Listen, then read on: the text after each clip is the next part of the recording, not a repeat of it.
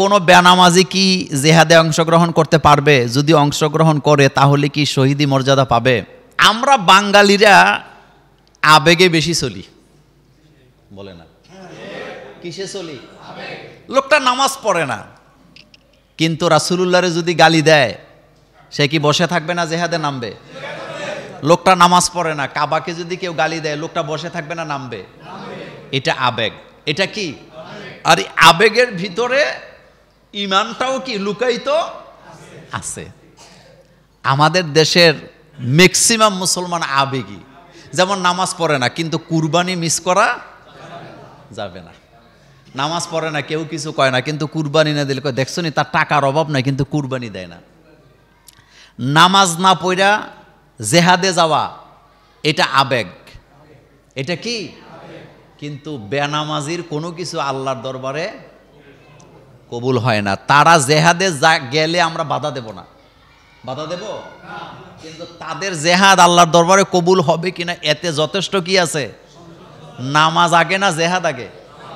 আরো জোরে বলেন, নামাজ আগে না জেহাদ আগে? রাসূল সাল্লাল্লাহু আলাইহি ওয়াসাল্লাম ২৭টা যুদ্ধে নেতৃত্ব দিয়েছেন, নামাজ বোধহয় জেহাদের ময়দানে পড়ে নাই। এক দলে নামাজ পড়ছে, আরেক দলে কি দিছে? পাহারা দিছে।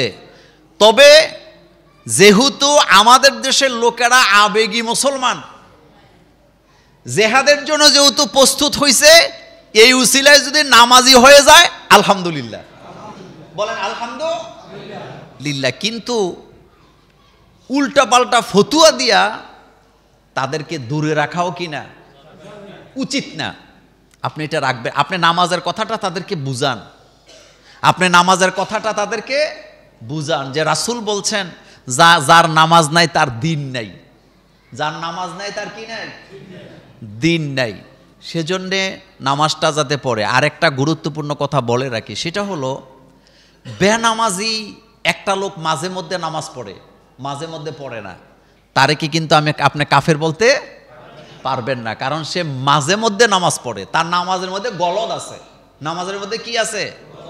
গলদ আছে। তবে জেহাদ পড়ে, নামাজ আগে। উল্টা বুঝছেন না, উল্টা ফতুয়া দিয়েন না, আর আবেগের তাড়নায় কোনো ফতুয়াও দিতে যাইন না।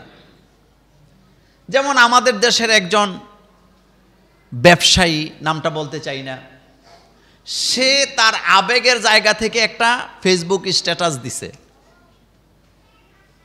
যারা আবেগে জেহাদে যেতে চায় তাদের আবেগও সে বুঝে নাই, আর যিনি স্ট্যাটাস দিছে তার কথাও সাধারণ মানুষ না বুঝার কারণে কি লাগছে?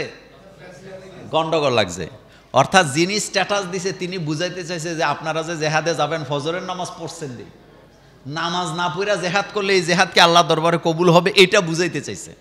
কিন্তু সাধারণ মানুষ মনে করছে নামাজ পড়লে পড়াম, না পড়লে নাই, জন্য জীবন দেবো, আমার ভাইয়েরা সেখানে মরতেছে, এখানে ফতুয়া আসবে কেন? আমি মনে করি দুই দলেরই বুঝার মধ্যে কি আছে? ভুল আছে। জেহাদ তো করবেন, নামাজ পড়েই তো জেহাদ শুরু করবেন, ফজরের নামাজ পড়েই তো জেহাদের জন্য প্রস্তুতি নেবেন নাকি? এই জন্য নামাজ আগে জেহাদ পরে, বলে নামাজ আগে জেহাদ পরে। আরেকটা গুরুত্বপূর্ণ কথা বলে রাখি, বাংলাদেশে কয় কোটি মানুষ আছে? তার মধ্যে 16 কোটি আছে কি ধরেন মুসলমান, অথবা 12 কোটি ধরেন, আপনি যাই বলেন। আমরা যদি লাঠি সোটা লইয়া ইসরায়েলের দিকে রওনা দেই, জেহাদ করার কোনো সুযোগ আছে নি? আপনি যাইতে পারবেন? এক দেশ থেকে আরেক দেশে জেহাদ করতে যাইতে হইলে আপনার ভিসা লাগবে না? পাসপোর্ট লাগবে না? লাগবে। নাম্বার 2, জেহাদটা এখন খুবই কঠিন ব্যাখ্যা। আমরা আলেমরা যদি আপনাদেরকে একটা ফতুয়া দিয়ে দেই যে ফিলিস্তিনিদের পক্ষে জেহাদ করেন, তো জেহাদটার নেতৃত্বটা দিবে কে? এখানে আগে মুসলিম কান্ট্রিগুলোর নেতাদের দায়িত্ব হচ্ছে তারা আগে একসাথে হওয়া, তাদের মধ্যে ঐক্য গড়া। একজন ব্যক্তি কখনো ব্যক্তি কেন্দ্রিক একটা রাষ্ট্রের বিরুদ্ধে জেহাদ করতে কোনো সুযোগ আছে? বাংলাদেশের সব মানুষ যদি না খায়া মরে যান, আপনি বলেন তো ইসরায়েলের কোনো কিচ্ছু আসে যায়? আমরা এখান থেকে আওয়াজ তুলবো, বলেন কি তুলবো?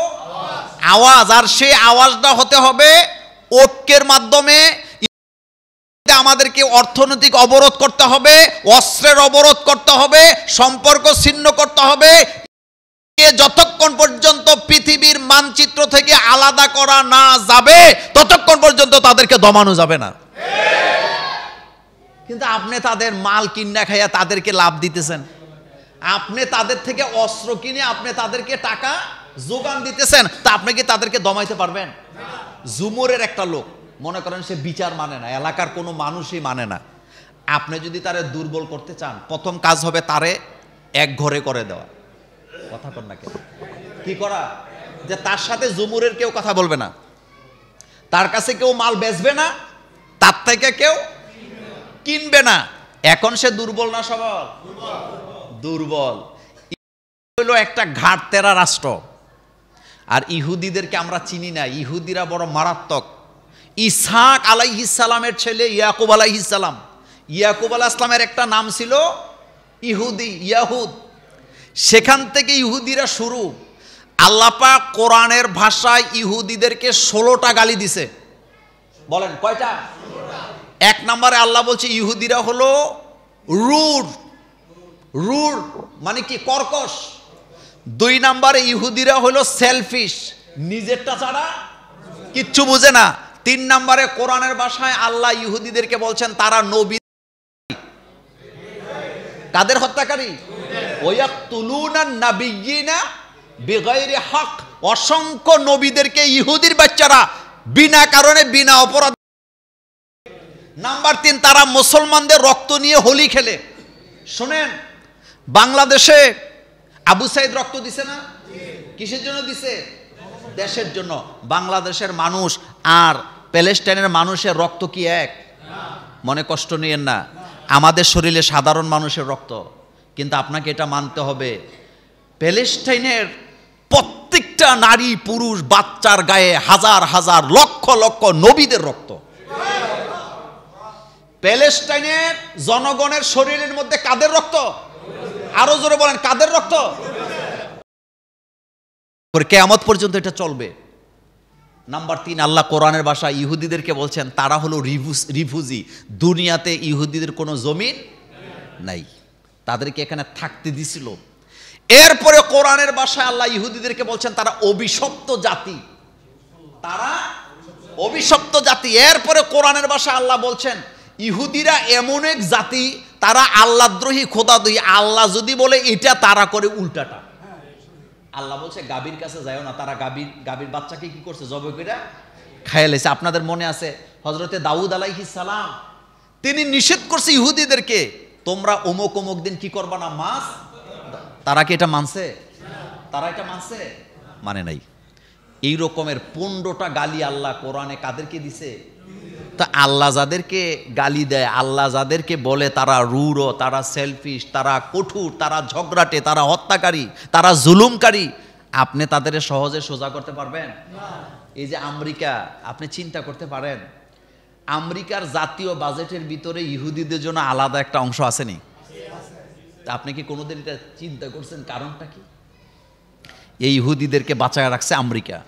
তবে শুধু আমেরিকা না, আরব দেশের অনেক রাষ্ট্র ইহুদিদেরকে বাঁচায় রাখছে। আরব দেশের অসংখ্য রাষ্ট্র ইহুদিদের সাথে ব্যবসা করে, তাদের প্রযুক্তি কিনে তাদেরকে স্বাবলম্বী করছেন। আর বাংলাদেশে কিছু ঘোমটাওয়ালা শায়েকেরা এখানে বসে বসে উল্টা পাল্টা ফতুয়া দিচ্ছে।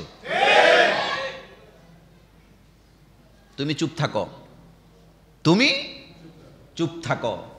আমার ভাই, মুসলমানের রক্ত নিয়ে যারা হোলি খেলে তাদের সাথে আমাদের কোনো বন্ধুত্ব নেই। শোনেন,